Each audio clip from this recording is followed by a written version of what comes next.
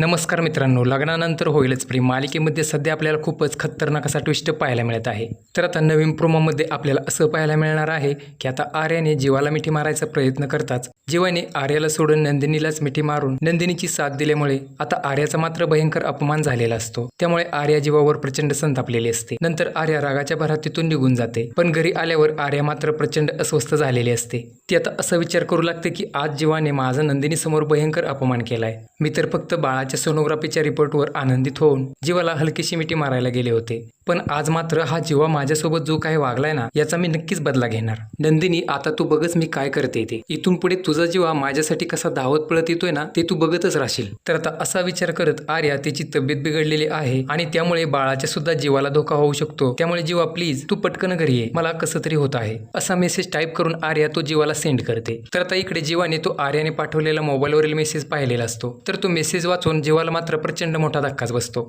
त्यामुळे घाबरलेला जीवा जराही वेळ न लावता पटकन आर्याच्या घरी येतो. तेव्हा आर्याला जीवा आल्याचं समजताच ती चक्कर आल्याचे खोटं नाटक करून खाली कोसळते. त्यामुळे घाबरलेला जीवा त्याच्या बाळाच्या काळजीपोटी आर्याला उचलून थेट हॉस्पिटलमध्ये घेऊन येतो. तेव्हा डॉक्टर आर्याची तपासणी करून जीवासमोर असा खुलासा करतात की ह्यांना आता तुमच्या आधाराची खूप गरज आहे, कारण हे आता प्रेग्नंट असल्यामुळे अशा अवस्थेमध्ये तुम्हाला आता इथून पुढे त्यांची खूपच काळजी घ्यावी लागेल. त्यामुळे तुम्हाला सतत ह्यांच्यासोबत वेळ स्पेंड करावा लागेल. त्यामुळे इकडे आर्या डॉक्टरांनी हे सगळं जीवाला सांगितलेलं असल्यामुळे आता तरी जीवा नंदिनीला सोडून माझीच जास्त काळजी घेईल ह्या विचाराने खुश झालेली असते.